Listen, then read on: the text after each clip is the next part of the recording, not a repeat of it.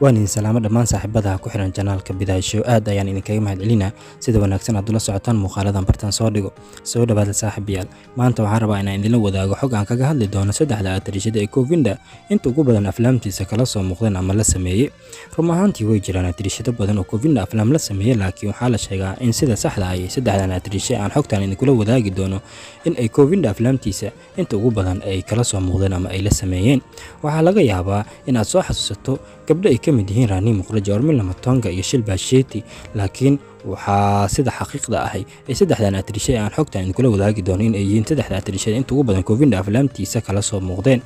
balse intaan u guda galin muuqaalkayga waxaan ka codsanaynaa channelka ku soo birto subscribe saarto gambalelkana aad furato haddii uu muuqaalku cajab gelin hadhow iloobin like inoo saarto wixii ay aad qabtaan comment ka hoos inoogu reeb sina share gareeyo la wadaag saxaabtaada soo dhawaada saaxiibayaal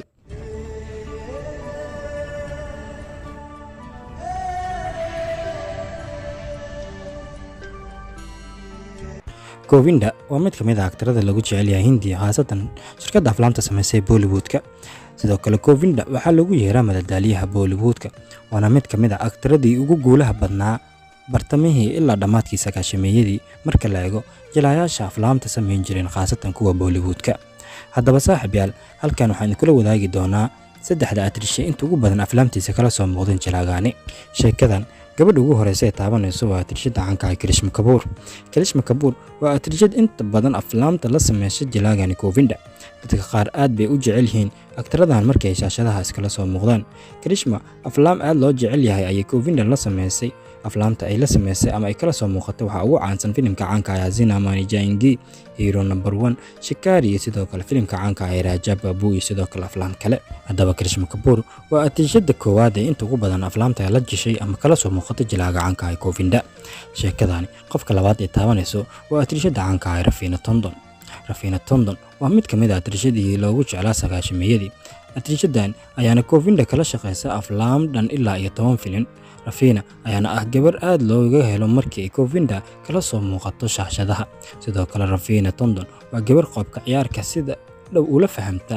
ninka lagu magacaabo Covinda haddaba atriishadani Raveena Tandon aflaamta sida weyn ay kala soo muuqatay ama ay la jishay jilaagan Covinda waxaa kamid ah filimka caanka ah Badi Meu Jyoti Miyan Akose Gule Mari Sandwich iyo sidoo kale filimka qosolka badan ee Dulhe Raja